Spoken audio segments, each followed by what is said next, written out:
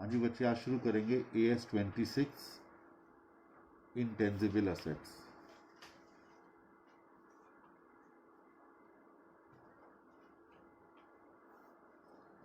देखिए, intangible assets यानी वो संपत्तियां जो कि अमूर्त हैं, जिनका मूर्त रूप नहीं है, उनको हम इंटेंजिबल असेट्स कहते हैं। सबसे पहले इस अकाउंटिंग स्टैंडर्ड का ऑब्जेक्टिव क्या है? Applicable on all enterprises, applicable on all enterprises यानी लेवल 1, लेवल 2, लेवल 3 तीनों एंटरप्राइजेस पर ये एप्लीकेबल है। इसके ऑब्जेक्टिव क्या हैं?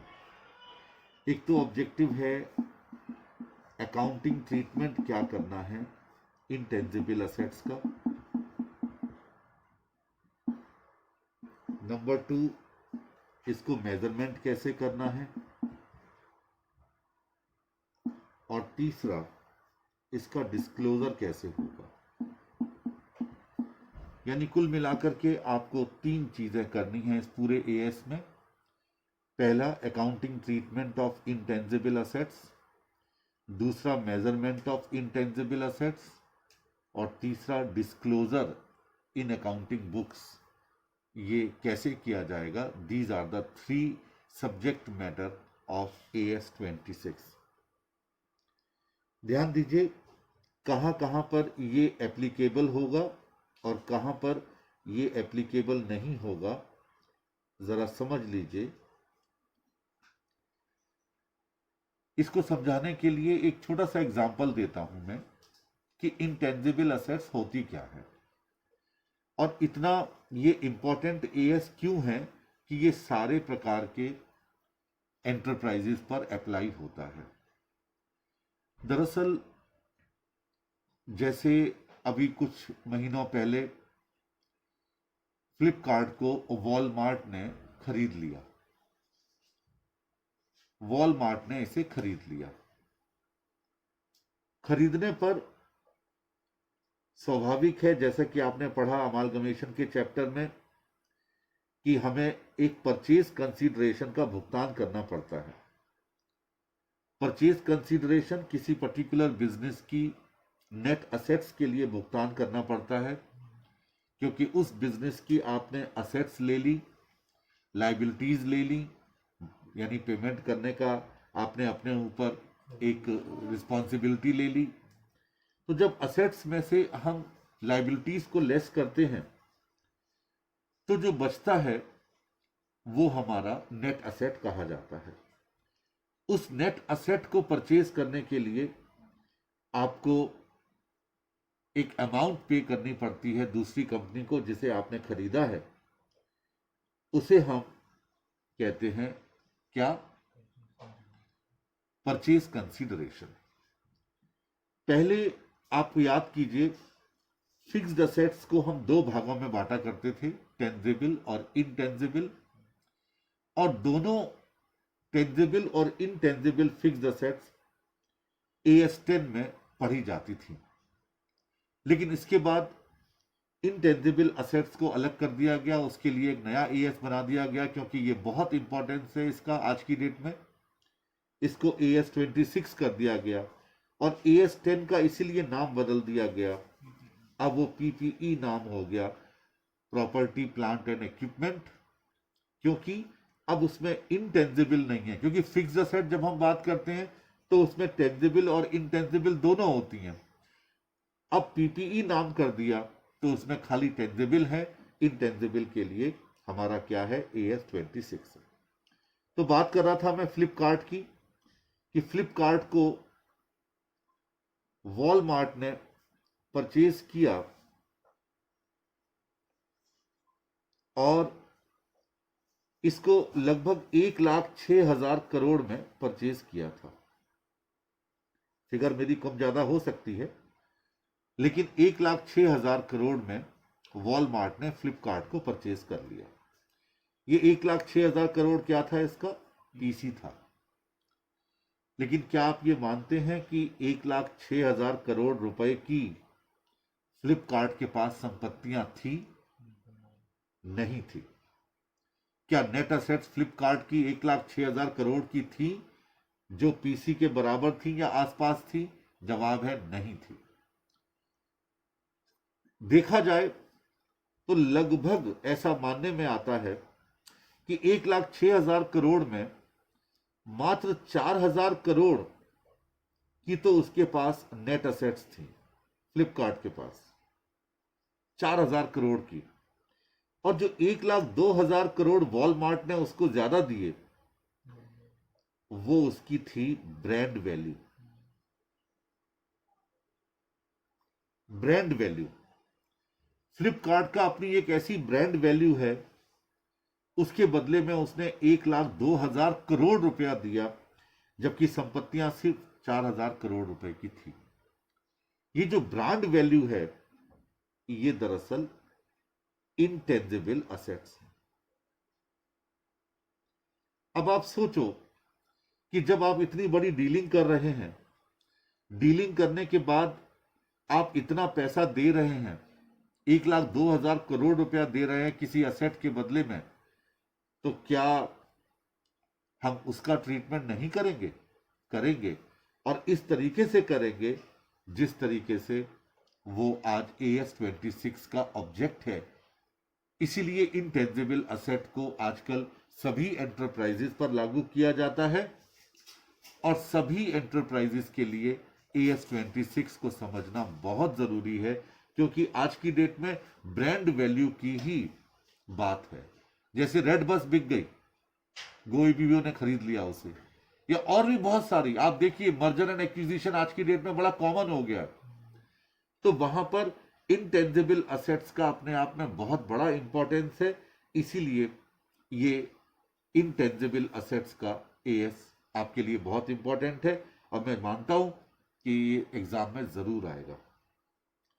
अब बात आती है कि ये इनटेंजिबल असेट्स आखिर कहां पर अप्लाई नहीं करता। देखिए, ये तो आप सभी जानते हैं कि जितने और अकाउंटिंग स्टैंडर्ड अगर किसी असेट पर अप्लाई होते हैं, उस पर फिर वो दूसरा वाला अप्लाई नहीं होता। जैसे AS2 में आप क्या लेते हैं? इन्वेंट्रीज लेते हैं। तो AS2 में अगर कोई इनटेंजिबल असेट्स हैं, intangible assets held for sale, held for sale in the ordinary course of business, ordinary course of business,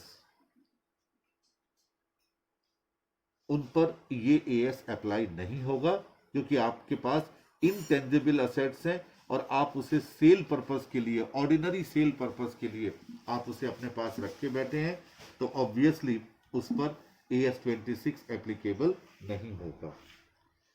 AS7, अभी आपने पढ़ा था कंस्ट्रक्शन कॉन्ट्रैक्ट्स।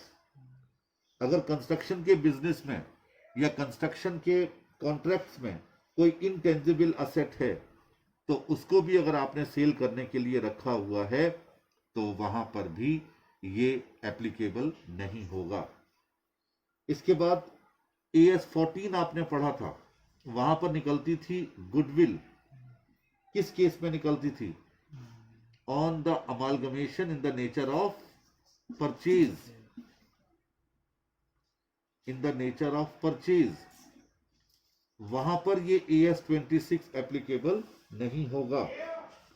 इसके अलावा जो AS15 है, आपके सिलेबस में अभी नहीं है, वो है टर्मिनेशन बेनिफिट्स के बारे में।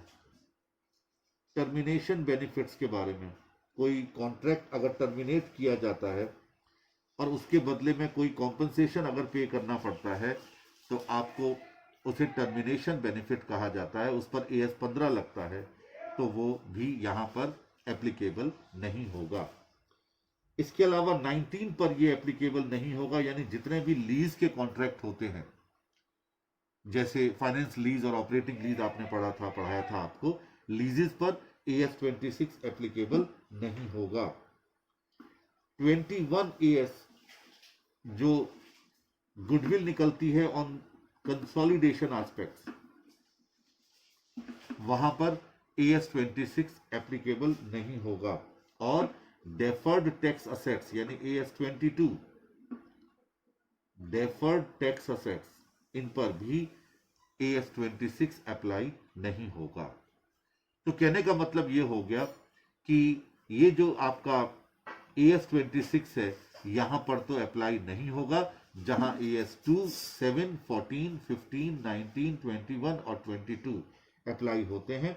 इसके अलावा कुछ ऐसी एक्टिविटीज हैं, कुछ ऐसे ट्रांजैक्शंस हैं जहां पर भी AS26 अप्लाई नहीं होगा। और वो क्या क्या है? जैसे फाइनेंशियल असेट्स। आप कहेंगे सर फाइनेंशियल असेट्स क्या होती हैं? फाइनेंशियल असेट्स में आप क्या क्या शामिल करते हैं? पहला कैश, दूसरा contractual right to receive cash, contractual right to receive cash और एनी अदर फाइनेंशियल असेट्स, ये भी फाइनेंशियल असेट में शामिल है। इसके अलावा ownership interest in other enterprises, ownership asset in other enterprises,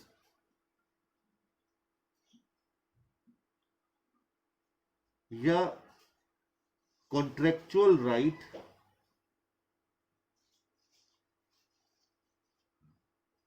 to exchange any financial instrument. ये जितने भी चीजें मैंने आपको बताई, cash, contractual right to receive cash और any other financial asset, ownership asset in other enterprises, या contractual right to exchange any financial instrument, ये सबको हम एक ही नाम देते हैं, फाइनेंशियल असेट कहते हैं। इन पर भी ये अप्लाई नहीं होगा। इसके अलावा मिनरल राइट्स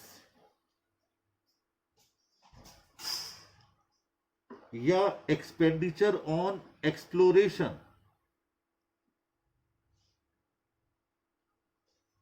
क्या क्या एक्सप्लोरेट करना? मिनरल है, ऑयल है, नेचुरल गैस है, नॉन रीजनरेटिव रिसोर्सेज हैं, इन पर भी ये अप्लाई नहीं होगा।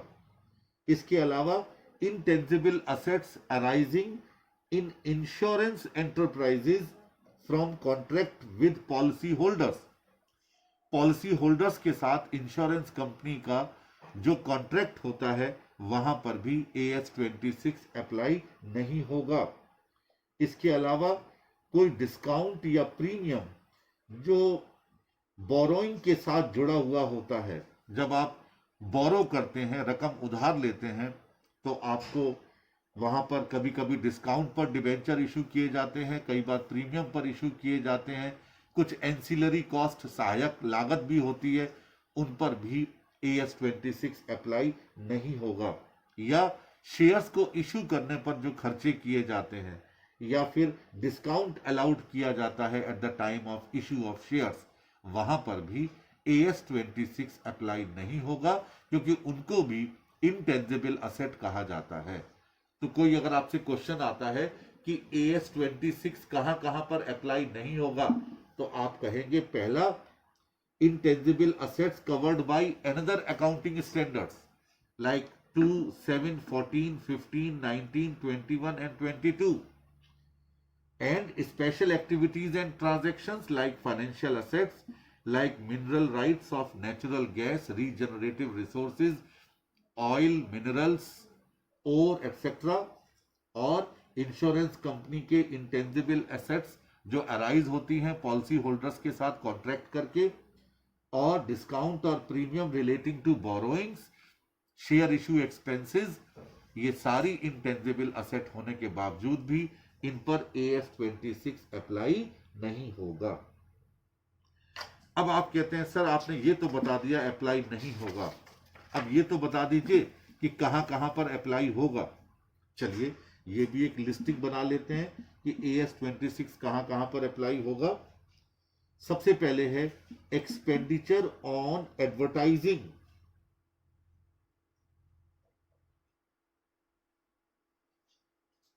ट्रेनिंग, स्टार्टअप,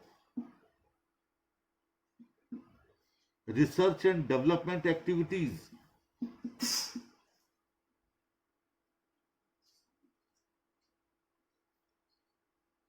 ठीक है। इन पर हम AS26 एप्लीकेबल करेंगे। इसके अलावा rights under licensing agreement,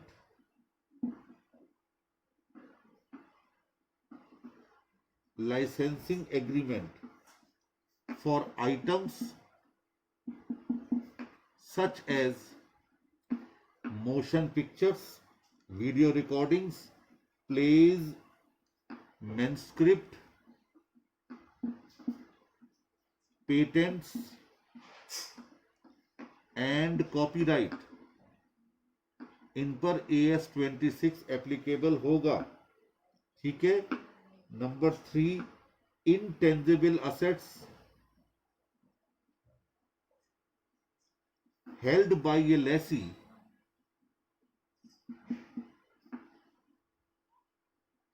under a finance lease,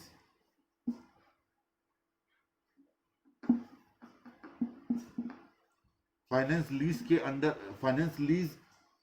के अंडर में जो इंटेंजिबल असेट्स आती हैं, जैसे उनके राइट्स होते हैं, या कोई ऐसी असेट है पेटेंट, कॉपीराइट, जिसे आपने फाइनेंस लीज पर लिया है, जिसके आप आगे चल करके मालिक होने वाले हैं, तो वो यहां पर बिल्कुल आएगा।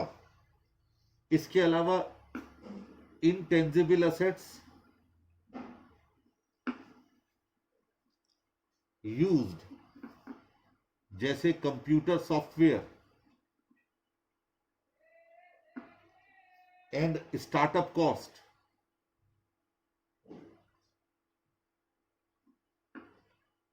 इन और बाय इंश्योरेंस एंटरप्राइजेस, वहां पर आपका ये AS26 अप्लाई होगा। या इसके अलावा new design, intellectual property, brand name, trademark, publishing titles, licences, computer software, patent, copyright, motion pictures, marketing right, ये सारी चीजें वो हैं जिन पर की AS26 अप्लाई होगा। यानी इसका जो दायरा है वो बहुत बड़ा हुआ है, बहुत बड़ा हुआ है, इसीलिए ये इतना इंपॉर्टेंट AS माना जाता है। चलिए, अब ये तो हो गया आपका एप्लीकेबिलिटी और नॉन एप्लीकेबिलिटी, कहां कहां पर AS26 अप्लाई होगा और कहां कहां पर AS26 अप्लाई नहीं होगा। अब बात आती है कि क्या जितने एक्सपेंडिचर इंटेंजिबल आइटम के लिए खर्च किए जाते हैं, क्या वो सारे के सारे इंटेंजिबल असेट्स नहीं होते? अब यहां पर एक छोटा सा एग्जांपल दे करके मैं आपको समझाना चाहूंगा। देखिए, मान लीजिए आपने किसी कंपनी की नेट असेट्स परचेज की, उस कंपनी को आपने मर्ज किया। मर्ज करने पर आपको उसकी फिक्स असेट्स मिली 100 करोड़ की, करेंट असेट्स मिली 25 करोड़ की, यानी टोटल असेट्स थी उसकी 125 करोड़, 125 करोड़। उसकी लायबिलिटीज आपने और आइडेंटिफाई की, मान लीजिए वो 50 करोड़ की थी, यानी वो बिजनेस की नेट असेट्स आपको मिली 75 करोड़ की। आपने परचेज कंसीडरेशन पे किया 100 करोड़।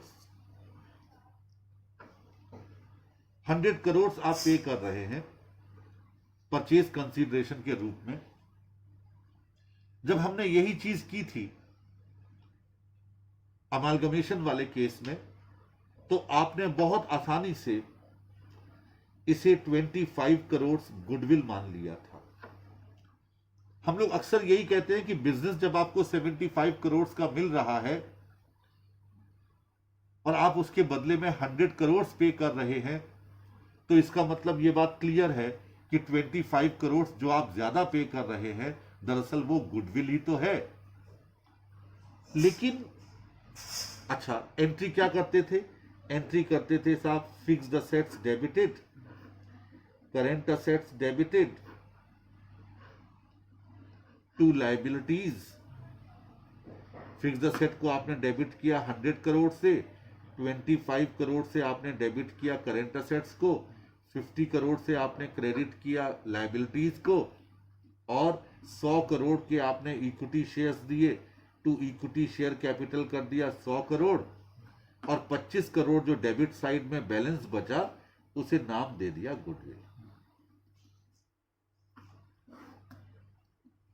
लेकिन यहां एक बात समझने की है कि अगर आप किसी बिजनेस की फिक्स्ड असेट खरीद रहे हो तो वो तो आप मार्केट से भी खरीद सकते थे, आपने उस बिजनेस को ही क्यों खरीदा? करंट असेट आप किसी बिजनेस की खरीद रहे हो, अरे भाई वो तो आप किसी और बिजनेस की भी खरीद सकते थे, फिर आपको बिजनेस करने की जरूरत ही क्या थी? फिर तो आप एक सिक्योरिटाइजेशन इन्वेस्टमेंट कंपनी बन जाते, NBFC, non banking financial corporation, जिसका सिर्फ काम होता है लोगों की सिक्योरिटीज को परचेज करना। जैसे पंजाब नेशनल बैंक है, उसने किसी को लोन दिया हुआ है 100 करोड़ रुपए का, उस पर 10 करोड़ का इंटरेस्ट आ गया, टोटल 110 करोड़ रुपया उस बंदे से लेना है पीएनबी ने, अब पीएनबी वसूल कर नहीं पा रहा है, पीएनबी के पास इतने रिसोर्सेज नहीं है, पीएनबी ऑलरेडी बहुत सारे कामों में एंगेज है, तो वो क्या करता है, वो एनबीएफसी, कुछ ऐसी नॉन बैंकिंग फाइनेंशियल कॉर्पोरेशंस हैं जिनको आरबीआई से भी मंजूरी नहीं लेनी पड़ती, उसमें एक होती है सिक्योरिटाइजेशन इन्वेस्टमेंट कंपनी, वो आएगी पीएनबी के पास और वो कहेगी लाइए 110 करोड़ की जो आपका ये डेट है, इसे एनपीए कहते हैं, नॉन परफॉर्मिंग असेट्स कहते हैं बैंकिंग कंपनी में, लाइए मुझे दे दीजिए 80 करोड़ में, मैं आपका वसूल दूंगा। तो पंजाब नेशनल बैंक कहेगा भाई ठीक है, मेरा 110 करोड़ रुपया फंसा पड़ा है, अगर मुझे 80 करोड़ भी मिल रहे हैं उसके लिए चलो कोई बात नहीं, मैं 30 करोड़ का घाटा सह लूंगा। वो उस इन्वेस्टमेंट कंपनी को, एनबीएफसी को पकड़ा देगा कि ठीक है आप वसूल करो। तो एनबीएफसी का काम ही यही है, वो लगी हुई है इसी काम में, तो वो अपने रिसोर्सेज से तमाम करके जो सिक्योरिटीज गिरवी रखी हुई थी पीएनबी के पास उसको एक्वायर करेगी, फिर उसको सेल आउट करेगी और 80 करोड़ रुपया पीएनबी को दे देगी और बाकी बचा हुआ उसका प्रॉफिट होगा, जितना ज्यादा वो वसूल कर लेगी। तो कहने का मतलब क्या हुआ कि अगर मुझे फिक्स असेट खरीदनी होती तो मैं फिक्स असेट जाकर के मार्केट से नहीं खरीदता, मैं इस कंपनी के पास क्यों आता, मैं करंट असेट इसकी क्यों खरीदता, मैं अपने ऊपर इस कंपनी की लायबिलिटीज का भुगतान करने का आखिर क्यों फैसला करता कि चलो मैं भुगतान करता हूं। कुछ ना कुछ तो होगा इस कंपनी के पास ऐसा जिसकी वजह से मैं इसकी फिक्स असेट खरीद रहा हूं, मैं इसकी करंट असेट खरीद रहा हूं, मैं इसके लायबिलिटीज का पेमेंट करने के लिए तैयार हूं। आखिर वॉलमार्ट ने फ्लिपकार्ट के पीछे कोई ना कोई तो वजह थी खरीदने का, नहीं तो वॉलमार्ट का तो अपना इतना अच्छा बिजनेस है, वो उसी में ही एक्सटेंशन कर लेता। फ्लिपकार्ट को ही 1002 करोड़ रुपया देने की क्या मतलब था, यानी कुछ ना कुछ तो उसकी ब्रांड वैल्यू थी ना। इसी वजह से मैंने अगर इस बिजनेस को खरीदा और मैं 25 करोड़ रुपया ज्यादा दे रहा हूं, कोई तो वजह होगी। अगर वो वजह आइडेंटिफाइड है तो मैं गुडविल का 25 करोड़ रुपए यहां नहीं दिखाऊंगा। मान लीजिए मुझे पता चला कि 20 करोड़ रुपए उस कंपनी को जिसको मैंने खरीदा उसकी ब्रांड वैल्यू थी मार्केट में, तो मैं क्या करूंगा, यहां पर 20 करोड़ रुपया डेबिट करूंगा ब्रांड वैल्यू के नाम से, यानी इनटेंजिबल असेट्स के नाम से 20 करोड़, और बाकी 5 करोड़ गुडविल में डाल दूंगा।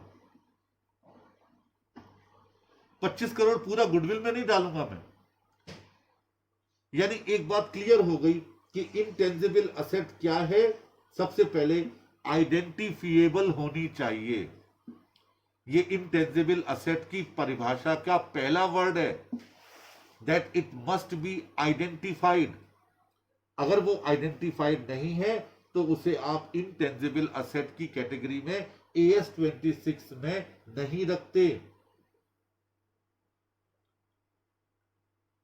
और दूसरा, उससे आपको फ्यूचर इकोनॉमिक बेनिफिट होने चाहिए। ये बहुत जरूरी है। अगर आइडेंटिफिएबल से अगर आपको फ्यूचर इकोनॉमिक बेनिफिट नहीं मिल रहे हैं तो आपके लिए वो इंटेंजिबल असेट नहीं होगी। ये इसका दूसरा, यूं कहिएगा कि आइडेंटिफिएबिलिटी अगर इंटेंजिबल असेट की है तो उसका एक सबसे बड़ा आपके लिए एक उदाहरण है, एक एग्जाम्पल है, that for an intangible asset to be identifiable, number one, it should be clearly distinguished from goodwill. ये गुडविल से अलग होनी चाहिए, पहली चीज। दूसरी चीज, goodwill arising on amalgamation in the nature of purchase is acquired in the anticipation of future economic benefit। अगर आप किसी कंपनी को परचेज करते हैं तो उस कंपनी को परचेज करने में अगर आपने उसकी गुडविल को भी परचेज किया है तो उसे इसलिए माना जाएगा इंटेंजिबल असेट कि उससे आपको फ्यूचर इकोनॉमिक बेनिफिट मिल रहे हैं या मिलेंगे। Future economic benefit result from synergy between identifiable asset acquired or from assets which individually do not qualify for recognition in the financial statement। यानी ये ऐसी असेट होनी चाहिए जो कि भले ही हम इसके लिए पेमेंट कर रहे हैं लेकिन इसे हम अपनी असेट साइड बैलेंस शीट में शो कर सकें। दूसरा, ये सेपरेबल होनी चाहिए। जैसा कि अभी आपको बताया कि अभी आपने 25 करोड़ रुपए गुडविल में डायरेक्ट दिखा दिए, ये नहीं, इसमें ब्रांड वैल्यू जो थी हमारी वो 20 करोड़ की हमने अलग की। उसके पीछे रीजन क्या था कि वो सेपरेबल थी, वो गुडविल से अलग थी। और तीसरा, इसमें लीगल राइट्स भी होने चाहिए, यानी उस असेट को हम आगे चल करके किसी और को बेच सकें तो उसे हम इंटेंजिबल असेट कहेंगे। और एक और बात मैं आपको बता दूं, इसमें उससे हमें एडिशनल रेवेन्यू मिले आगे चल करके। जो चीज हम इंटेंजिबल असेट के रूप में परचेज कर रहे हैं उसमें हमको एक एडिशनल क्या मिले, रेवेन्यू अगर उससे जनरेट हो। एक छोटा सा एग्जांपल और देता हूं मैं आपको। आप लोग कंप्यूटर परचेज करने जाते हैं, लैपटॉप परचेज किया, लैपटॉप 60,000 रुपए का था, ठीक है, चलिए अच्छी बात है। लैपटॉप जब आपने परचेज किया 60,000 रुपए का, वो तो एक टेंजिबल असेट है। ऐसा तो है नहीं कि वो छू नहीं सकते उसे आप देख नहीं सकते। लेकिन क्या लैपटॉप के 60,000 रुपए की कीमत जो आपने पे की, क्या वो पूरी की पूरी लैपटॉप की कीमत है? नहीं। उसमें एक तो हार्डवेयर है जो लैपटॉप के नाम से आपको मिल रहा है, मान लीजिए उसकी कीमत 50,000 है। साथ में वो आपको एक सॉफ्टवेयर डाल के देते हैं, MS ऑफिस या विंडोज ऑपरेटिंग सिस्टम विंडोज डाल के देते हैं, उसकी भी तो कीमत है। और वो अगर 10,000 रुपए है, ओरिजिनल डाल के दे रहे हैं, और ये इजीली आइडेंटिफाइड है कि खाली लैपटॉप अगर खरीदते बिना किसी आपके ऑपरेटिंग सिस्टम के तो उसकी कीमत कम होती, लेकिन ऑपरेटिंग सिस्टम की कीमत उसमें जुड़ी हुई है जब आप लैपटॉप खरीद रहे हैं। और ऑपरेटिंग सिस्टम में जो विंडोज है उसे आप अलग से भी खरीद सकते हैं, उसकी अलग से भी प्राइस है। तो आप क्या करेंगे, 50,000 रुपए का जो आपने कंप्यूटर को खरीदने में पैसा खर्च किया है, वो तो हार्डवेयर के लिए है, उस लैपटॉप के लिए है, उस कंप्यूटर डेस्कटॉप के लिए है। लेकिन 10,000 रुपए जो आपके सॉफ्टवेयर है उसके लिए आपने पैसा खर्च किया है, तो वो इंटेंजिबल असेट की कैटेगरी में शामिल किया जाएगा। तो इंटेंजिबल असेट के कोई आपसे पूछता है फीचर्स कौन कौन से हैं, तो पहला आप क्या कहेंगे? आइडेंटिफिएबल। आप नोट कर लीजिए, features of N intangible asset. तो पहला होगा आइडेंटिफिएबल। अच्छा, दूसरा क्या होगा? दूसरा होगा नॉन मॉनेटरी। ये नॉन मॉनेटरी होगा, that is other than monetary assets. Monetary assets क्या होती हैं? Which are money held and assets to be received in fixed और डिटर्मिनेबल अमाउंट्स ऑफ मनी। जैसे बॉन्ड होते हैं, जैसे शेयर सर्टिफिकेट होते हैं, ये सब मॉनेटरी असेट्स हैं। ठीक है, ये नॉन मॉनेटरी असेट्स होना चाहिए। दूसरा, एक बहुत इंपॉर्टेंट बात है कि जो असेट है वो असेट होनी चाहिए और उसका कंट्रोल्ड एंटरप्राइज के हाथ में होना चाहिए और उसके फ्यूचर इकोनॉमिक बेनिफिट उस एंटरप्राइज को मिले, यानी कंट्रोल और फ्यूचर इकोनॉमिक बेनिफिट। चौथा, विदाउट फिजिकल सब्सटेंस, यानी उसका फिजिकल कोई आकार विकार नहीं होना चाहिए, तभी वो इंटेंजिबल असेट है। और पांचवा, उसका पर्पस होना चाहिए प्रोडक्शन करने में, गुड्स की सप्लाई करने में, दूसरों को रेंट पर उठाने में और एडमिनिस्ट्रेटिव पर्पस के लिए। आप खरीदते हैं सॉफ्टवेयर अपने बिजनेस के लिए, खाते बनाने के लिए, तो उसका क्या काम है? उसका काम है एडमिनिस्ट्रेटिव पर्पस। एडमिनिस्ट्रेटिव पर्पस के लिए तो आपने खरीदा है, आपने कोई और सॉफ्टवेयर डेवलप करवाया। आप देखिए सभी अलग अलग बड़े एंटरप्राइजेस में अपने अपने सॉफ्टवेयर हैं। बहुत सारी कंपनी, जैसे अभी मालूम पड़ा कि टाटा कंसल्टेंसी सर्विसेज, टीसीएस, जो पूरे वर्ल्ड में अलग अलग एंटरप्राइजेस को, अलग अलग कॉरपोरेशंस को, अलग अलग कंपनीज को, अलग अलग इंडस्ट्रीज को सॉफ्टवेयर बना करके बेचती है, वो वर्ल्ड की नंबर 1 कंपनी हो गई। तो इसलिए हो गई ना कि उसने जो सॉफ्टवेयर बना के दिया उस कंपनी के लिए वो इंटेंजिबल असेट है, क्योंकि वो उसके कंट्रोल में है। दूसरा, फ्यूचर इकोनॉमिक बेनिफिट उस एंटरप्राइज को मिल रहे हैं। तीसरा, उन्होंने इसे या तो प्रोडक्शन के लिए, या सप्लाई ऑफ गुड्स के लिए, या दूसरों को रेंट पर उठाने के लिए, या एडमिनिस्ट्रेटिव पर्पस के लिए इसे परचेज किया है।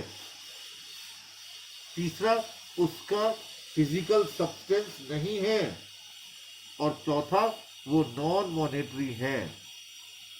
तो ऐसी इंटेंजिबल असेट्स को आपने, ये उसकी डेफिनेशन की फीचर्स है।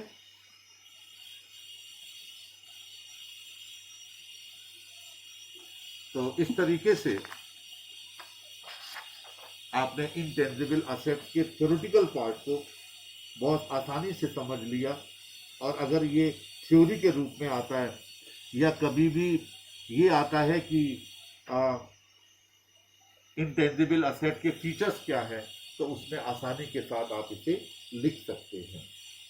चलिए, अब आता है कि किसी भी इंटेंजिबल असेट्स को जब आप परचेज करते हैं तो फिर उसको किस तरीके से आपको अपनी बुक्स में इसे शो करना होगा। ये भी कई बार क्वेश्चन एग्जाम में आ जाता है कि अगर आपने इंटेंजिबल असेट को परचेज कर लिया है तो उसे किस बेसिस पर आप अपनी बुक्स में शो करेंगे। देखिए, recognition principle,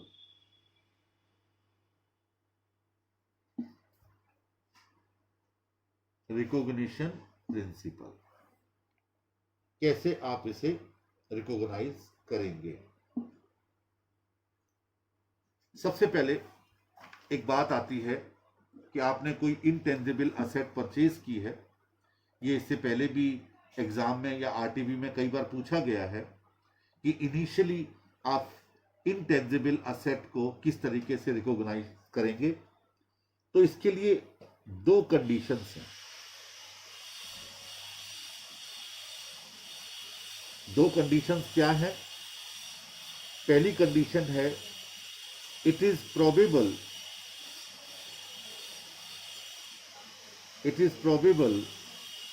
that future economic benefits that are attributable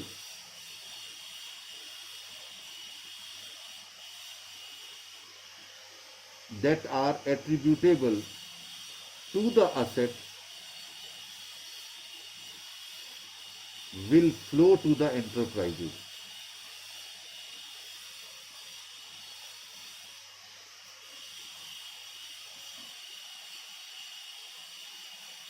दूसरा, the cost of the asset can be measured reliably.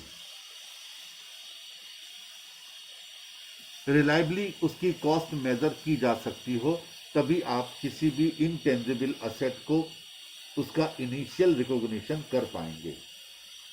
देखिए, एक तो सबसे बड़ी बात है फ्यूचर इकोनॉमिक बेनिफिट आपको कितने मिल रहे हैं और आप उसे एट्रीब्यूट कर पा रहे हैं कि फर्स्ट ईयर में कितना, सेकंड ईयर में कितना, थर्ड ईयर में कितना। और तीसरा, कॉस्ट ऑफ असेट आप रिलायबली मेजर कर पा रहे हैं। मैंने अभी आपको एक लैपटॉप का एग्जांपल दिया था। लैपटॉप के एग्जांपल में क्या आप उस सॉफ्टवेयर को, उस ऑपरेटिंग सिस्टम को क्या लैपटॉप से अलग कर सकते हैं? सेपरेबल है? नहीं कर सकते। क्या उसको आप ऑपरेटिंग सिस्टम विंडोज को कहीं और इस्तेमाल कर सकते हैं? नहीं कर सकते। किसी को रेंट पर दे सकते हैं? नहीं दे सकते। तो वहां पर वो ऑपरेटिंग सिस्टम सेपरेबल नहीं था, तो आप उसे अलग से इनटेंजिबल असेट की तरह ट्रीट नहीं कर सकते थे। तो आपने क्या किया? वहां एंट्री पास की, laptop account debited to cash. आपने ये नहीं किया laptop account debited intangible assets account debited to cash, क्योंकि वहां पर सेपरेबल नहीं था वो ऑपरेटिंग सिस्टम। उसके बिना आप उस लैपटॉप को चला नहीं सकते। तो इनटेंजिबल असेट्स के लिए एक क्राइटेरिया और भी क्या था कि वो सेपरेबल होना चाहिए। अगर वो सेपरेबल नहीं है तो उसे आप इनटेंजिबल असेट की तरह ट्रीट नहीं कर सकते। यानी क्या क्या? It is probable that future economic benefit that are attributable to the asset will flow to the enterprise, enterprise की तरफ आने चाहिए। और cost of asset can be measured reliably, उसे कॉस्ट ऑफ असेट मेजर की जा सकती है। अब एक एग्जांपल देता हूं। एक कंपनी का टर्नओवर है 250 करोड़, टर्नओवर 250 करोड़। उसका एनुअल बजट है एडवर्टाइजिंग का 2 करोड़ का। किसके लिए? To marketing a new product, एक नए प्रोडक्ट की मार्केटिंग के लिए। आगे कहता है कि ये अनुमान लगाया जा रहा है कि इस नए प्रोडक्ट जिसपे 2 करोड़ रुपए का हम एनुअल बजट बनाया है एडवर्टाइजिंग का, इसका 25 करोड़ रुपए का टर्नओवर होगा। कंपनी ने क्या किया कि जो 2 करोड़ रुपए का उसने एडवर्टाइजिंग पर खर्च किया, उसे प्रॉफिट एंड लॉस अकाउंट में एक्सपेंडिचर मानते हुए डेबिट कर दिया। जबकि ये नए प्रोडक्ट को लॉन्च करने के लिए एक एडवर्टाइजिंग कैंपेनिंग किया गया था, जिसकी वजह से 25 करोड़ का हमारा टर्नओवर बढ़ेगा। क्या यहां पर कंपनी ने जो प्रोसीजर अडॉप्ट किया है, क्या वो करेक्ट है? अब सबसे पहले नेचर ऑफ आइटम पकड़िए। क्या? Expenditure on advertising constitute one of the items of which AS 26 is applicable. AS 26 इस पर एप्लीकेबल होगा। दूसरी चीज कि इस नए प्रोडक्ट की वजह से जो टर्नओवर है वो 25 करोड़ से बढ़ जाएगा, जो कि 250 करोड़ हमारा जो टोटल टर्नओवर था उसका 10% है। ठीक है, इसका मतलब ये हो गया कि यहां पर सारे रिकॉग्निशन के क्राइटेरिया मेट किए गए हैं, पूरे किए गए हैं, मीट आउट किए गए हैं। The company should treat the advertising expenditure is an intangible asset and write off the entire advertisement expenses in the year of incurrence to the P&L account is not considered proper. Properly इन्होंने जो P&L में दिखा दिया वो consider नहीं कर सकते, उसे हम इसे इंटेंजिबल असेट में ही शामिल करना होगा। आगे चल करके आपको बताया जाएगा कि इंटेंजिबल असेट को हम राइट ऑफ किस बेसिस पर करते हैं। पहला राइट ऑफ हम इस बेसिस पर करते हैं कि जितने फ्यूचर इकोनॉमिक बेनिफिट मिल रहे हैं उसी आधार पर हम इंटेंजिबल असेट को राइट ऑफ करते हैं, उसी प्रपोर्शन में राइट ऑफ करते हैं। और बाय चांस अगर ऐसे हमारे पास फ्यूचर इकोनॉमिक बेनिफिट नहीं है तो फिर आप क्या करेंगे, फिर आप 10 इयर्स मान लिया जाता है उस इंटेंजिबल असेट के लिए और उसी में ही इसको राइट ऑफ किया जाएगा। आगे चल करके आपको बताया जाएगा इसके बारे में। चलिए, अब आता है कॉस्ट ऑफ असेट को आप कैसे करेंगे। कॉस्ट ऑफ इंटेंजिबल असेट ऊपर ये लिखवाया गया था आपको, एक तो फ्यूचर इकोनॉमिक बेनिफिट और दूसरा can be measured reliably cost. तो कॉस्ट ऑफ इंटेंजिबल असेट क्या होगी, सबसे पहले परचेज प्राइस। परचेज प्राइस इसमें ऐड कर देंगे import duties and other taxes.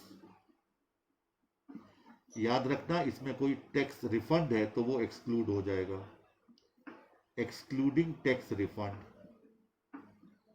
इसके बाद directly attributable expenditure making the asset ready for intended use, ये ऐड हो जाएंगे। ठीक है, जैसे क्या हो सकता है, कोई प्रोफेशनल फी आपने पे की है, उसको कैसे यूज करना है, कैसे लगाना है, या कोई लीगल चार्जेस आपने पे किए हैं तो वो लेस हो जाएंगे, मतलब ऐड हो जाएंगे। इसके बाद लेस होगा कोई भी ट्रेड डिस्काउंट एंड रिबेट, वो इसमें से लेस हो जाएगा। अब जो आएगा वो होगा cost of N intangible asset. ठीक है, अच्छा, अब एक और बात समझ लीजिएगा।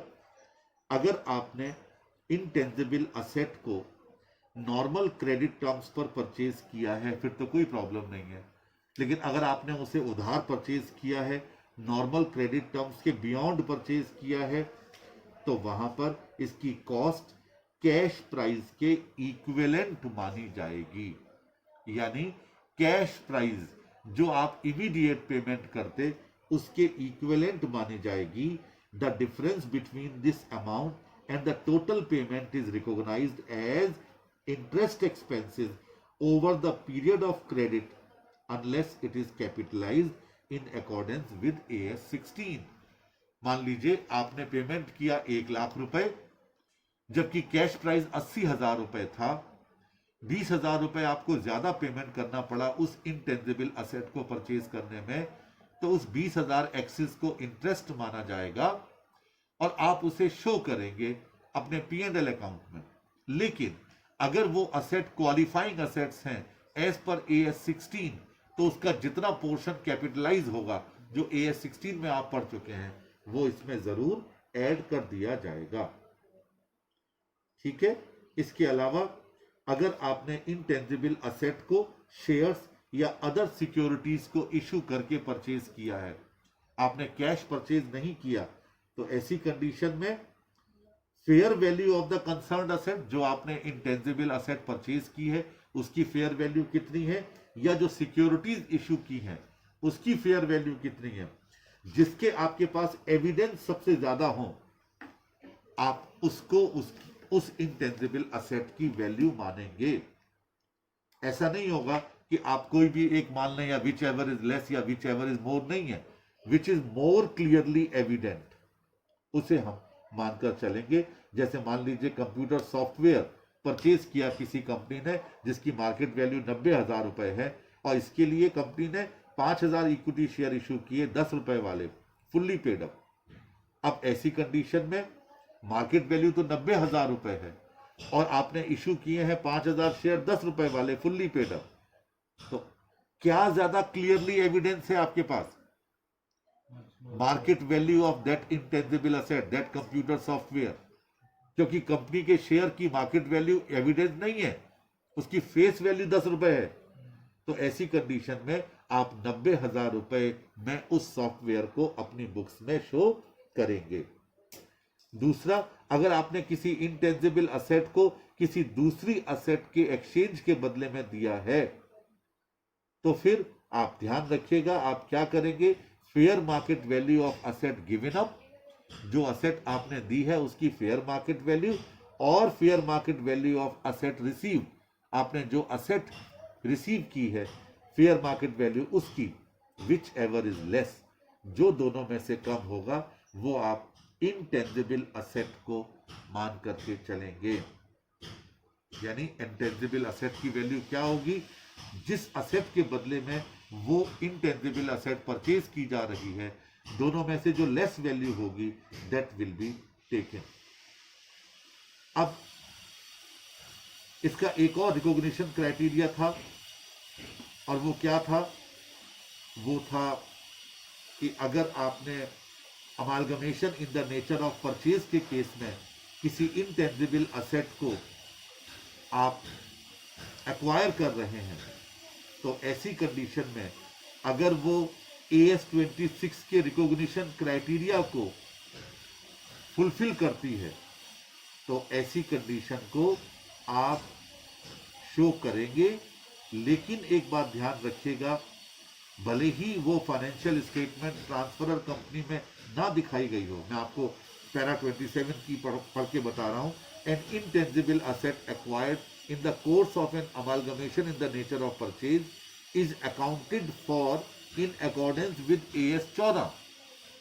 The transferee company should recognize an intangible asset meeting the recognition criteria under AS 26 even if such asset had not been recognized in the financial statements of the transferor company.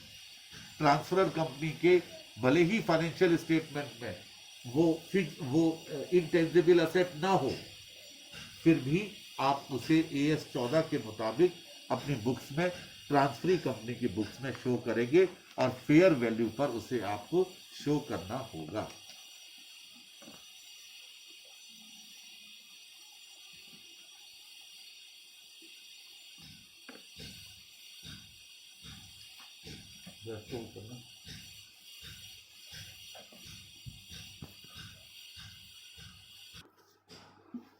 हाँ जी बच्चे, जो मेरे नोट्स आपको दिए गए हैं उसमें ये सारी चीज़ें मैं अभी डिटेल में समझा रहा था, ये सब चीज़ें आपको टेबल फॉर्म में दे दी गई हैं, बहुत शॉर्ट में दे दी गई हैं।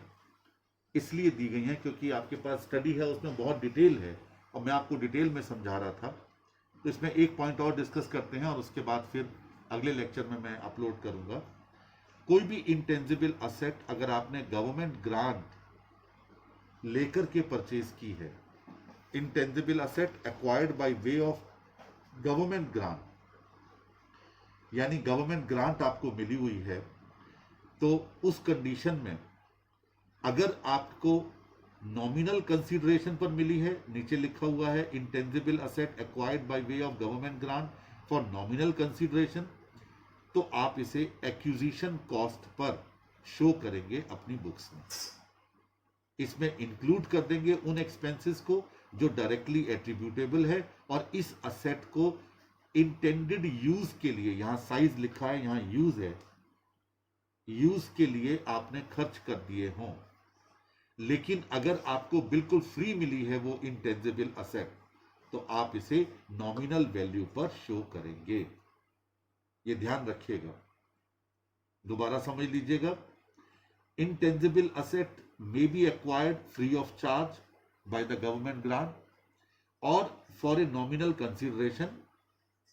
In that particular case, आपको इसे कैसे दिखाना है, इसकी कॉस्ट को कैसे दिखाना है कि अगर असेट बिल्कुल आपको नॉमिनल कंसीडरेशन पर मिली है, कुछ छोटा सा कंसीडरेशन आपको पे करना पड़ा, तो आप इसे इसकी एक्विजिशन कॉस्ट, जितना आपने इसको प्राप्त करने की लागत आपको खर्च करनी पड़ी, उस पर आप इसे वैल्यू करेंगे और इसमें उन खर्चों को भी जोड़ दिया जाएगा जिन खर्चों को आपने इस पर खर्च किया है, इसको यूज के लिए तैयार करने के लिए। और दूसरा, अगर आपको फ्री ऑफ कॉस्ट मिली है तो आप इसे नॉमिनल वैल्यू पर दिखाएंगे, जैसे आप 100 रुपए पर दिखा सकते हैं इस असेट को। नॉमिनल वैल्यू का मतलब हो गया एट 100 रुपीज, ठीक है, ऐसा माना जाता है, ठीक है। तो बहुत सारे राइट्स होते हैं, जैसे रेडियो स्टेशन या टेलीविज़न स्टेशन को तैयार करने का लाइसेंस गवर्नमेंट ने आपको दे दिया, उसके लिए कोई चार्ज नहीं किया एज ए गवर्नमेंट ग्रांट, और इंपोर्ट लाइसेंसेस दे दिए और कोटाज दे दिए, ठीक है, right to access other restricted resources. तो ये सारी चीज़ें जो गवर्नमेंट ग्रांट में आपको मिला है। एक छोटा सा एग्जांपल मेरे सामने है। Due to the contribution of great man limited to the society, the state government has given a product licence at a nominal consideration of rupees 40 lakhs. The market price of the license is however 3 crore. Market price 3 crore का था उस licence का, लेकिन government ने ये सिर्फ 40 लाख में एक ग्रेट मैन लिमिटेड को दे दिया, जो कि एक सोसाइटी है। कहता है the company incurred rupees 4 lakhs as expenditure in registration and initial operation of the licence. At what price should the licence be recognised? The answer is 44 lakhs. 40 plus 4 lakhs, 44 lakhs में आप इसे show करेंगे, क्योंकि nominal value पर ये government ने provide किया है। और अगर ये नॉर्मल कंसीडरेशन पर प्रोवाइड किया है, और अगर ये फ्री दिया जाता तो आप इसे नॉमिनल वैल्यू पर अपनी बुक्स में दिखाते और वो मान लिया जाता है 100 रुपए पर हम इसे शो कर देते। तो ये था रिकॉग्निशन क्राइटेरिया गवर्नमेंट ग्रांट के केस में। अगले लेक्चर में मैं आगे की चीज़ें इसमें अपलोड करूंगा। एक लेक्चर और लगेगा, तब जाकर कंप्लीट होगा AS 26।